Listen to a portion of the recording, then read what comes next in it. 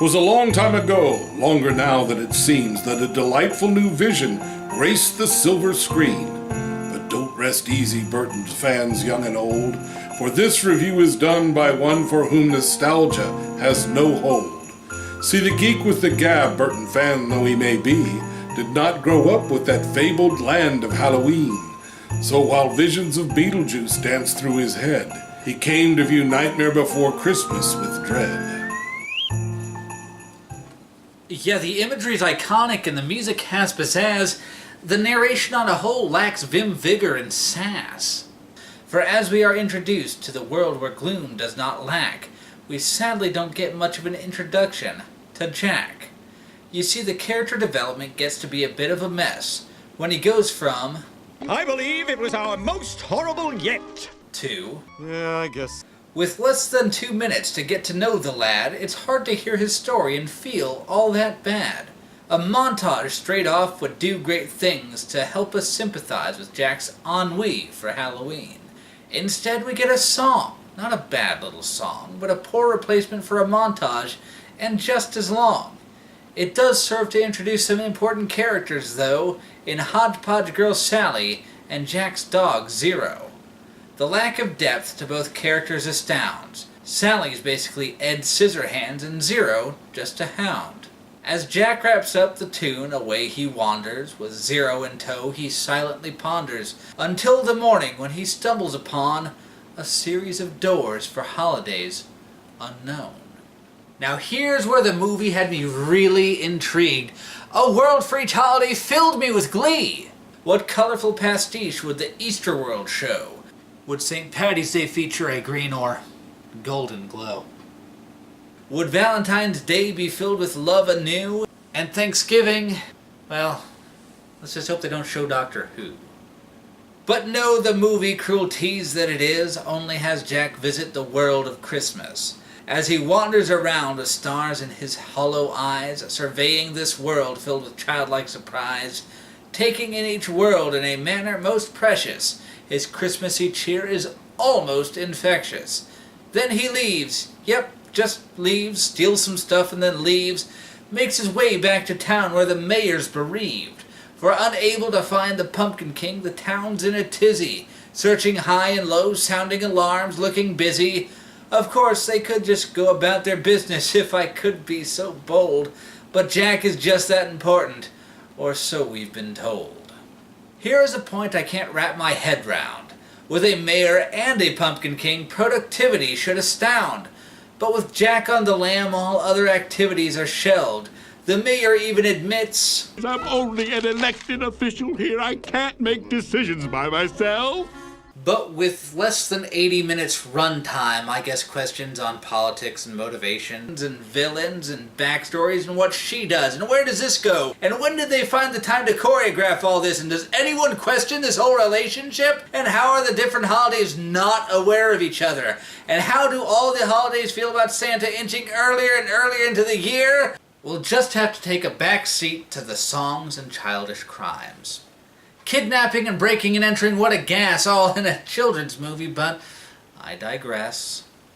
So Jack rides in on a snowmobile, stolen, I assume, though looking at the door I'm surprised there was room. As Jack engages in the most friendly of greetings, we searched high and low, shut your trap, town meeting! So Jack lays out Christmas for the denizens of Halloween, and against all odds they all seem quite keen. Despite not understanding stockings or presents or the Christmas tree, they seem to find it most pleasant. Especially when Jack brings up Sandy Claus, the entire audience takes a pregnant pause. Though he less explains than describes the bloke, if I'm being honest. I guess the people just like their figureheads vague and immodest. And the mayor, being the worst of the bunch it would seem, decides the whole town, without vote, will drop Halloween. And try this obsession that crazy old Jack has, this completely alien thing called Christmas. Then with an impressive collection of books on the thing, Jack researches Christmas, then comes the testing, coming to the conclusion that he doesn't know the first thing about Christmas or how doing one goes. Sally in the meantime delivers some food, I suppose, to Jack, only to witness a Christmas tree sprouting up then burning back. implying, of course, that the holidays can't coexist, though how it sprouted in the first place I guess I just missed. And how the stuff that Jack brought down hasn't burned up all of Halloween Town. Does she share this tidbit? Good heavens, no! That would further shorten the movie, though she does watch as Jack revels in Christmas with mirth, deciding that if it's worth celebrating, it's worth making one of their very own, by golly, by Jove. And of course the people all agree in droves, dropping all their appointed Halloween jobs, and picking up, against all odds, this happy, joyous Christmas thing, and forgetting all about this Halloween.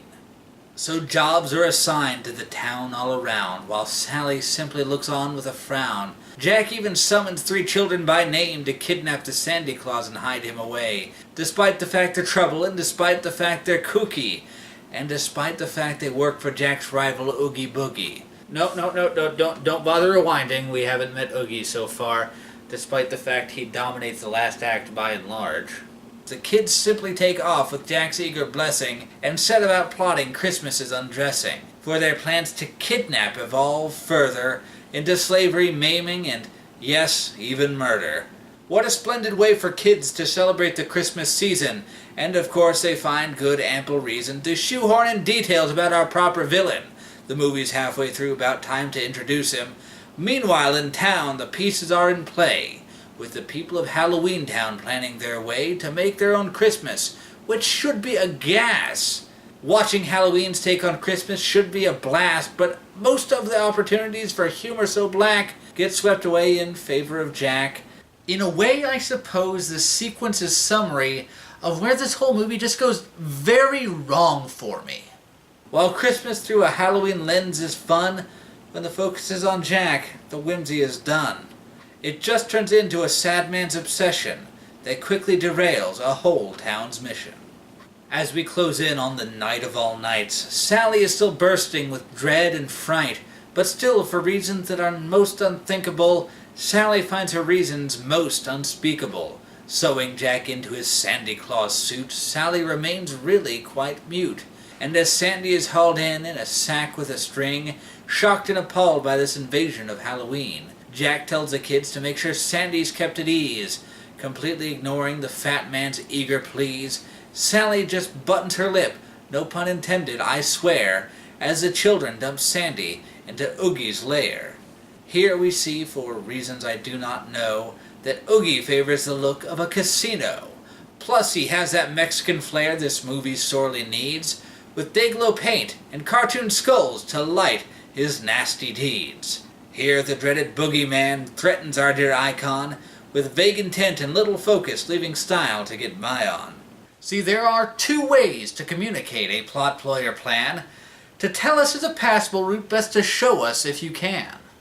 Oogie here decides to take neither, opting to dance around and sing, doing stuff and using gizmos without saying a damned thing. Spoiler alert, we reach the end of Burton's beloved work without learning a single thing about this overhyped, underdeveloped jerk. He likes gambling and he hates Sandy and he's afraid of Jack, but aside from that, shame of all shames, this villain sorely lacks. Speaking of Jack, back up top, Sally has a plan to stop the King of Pumpkins without telling him again. She simply fogs the whole place up with a special kind of potion, which stops the town dead in its tracks until Jack gets the notion that poor Zero has begged for a use for far too long, it seems, and sends his loyal ghosty dog to the very front of the team. Don't you get it? It's like Rudolph, what a delightful parallel, though there are no other similarities to the beloved Christmas tale. Mr. Burton, if I may, sir, can I ask you just one thing? Did you develop this idea past lol, Christmas meets Halloween? There's no substance to this style. It feels really quite odd when you try to think outside the box and throw in a Rankin Bass nod. But anyways, I digress. I really should stop these little rants. When Jack still has to do a bang-up job with delivering the presents. He horrifies the nation as we see through a kid or two, and again the movie could become quite fun if it only knew just what to do. But alas, the joyful chaos to which this movie has been building clocks in at just 5 minutes before Jack is blasted into kindling. In a graveyard of all places, because symbolism is a thing, Jack laments before deciding that he is the Pumpkin King. Quick as a flash, he retreats back to home, sweet darling home. And despite the kids disobeying him, he knows exactly where to go. Straight to Oogie Boogie's place and not a moment to spare for Sandy and Sally, who, by the way, tried to infiltrate Oogie's lair, accidentally revealing that feet and legs make Oogie's heart pitter-patter. Though if I'm being honest, the less said about that, the better. The two are bound to a table over a large lava vat, which apparently is so plentiful it's available on tap. But at the very last second, Jack swoops in and saves his friends, and informs a very frightened Oogie that his deeds are at an end. Yes, I know, friend and end is a rhyme most cliché, but it really fits this uninspired plot point in a most amusing way. So Oogie sets his clockwork casino to kill dear old Jack, and the Pumpkin King sets about killing Oogie right on back, snagging a thread, unraveling his suit, and revealing what's hidden below, before none other than saintly Saint Nick delivers the killing blow. But fear not, dear viewers, for this movie is consequence-free. Sandy informs Jack and Sally that he can save Christmas easily. So away he flies, swapping out toys and restoring Christmas cheer, while Jack and Sally for some reason decide to hold each other near. But Sandy comes back one more time, wouldn't you know, and covers all of Halloween Town in its very first Christmas snow. And there it is, Nightmare Before Christmas at a whopping 75 minutes, at which point I'm happy to say it's time to roll the credits. For what it's worth, this movie is not the worst that I have seen. The art style and some of the songs do make my eyes gleam. But the story itself is shoddy and the villain shoehorned in, the motivations are poorly explained and most characters just seem dim. I'd even say this movie's a prime breaker of the rule show don't tell, which wouldn't be a cardinal sin if it bothered to show us all that well. I don't care about Sally, I don't know about Jack. Even the development of Sandy Claus is a bit slack. They introduce ideas just to take them back right away, and in spite of this, Burton has kept sequels at bay. Now, I'm not one to squeeze a franchise out of a standalone tale, but some backstory or further adventures would serve this one well. I don't hate this idea, I think it's a grand start, but as a standalone tale it all falls apart. I just don't understand how a tale that's so lean has inspired merchandise that still profits well above the mean.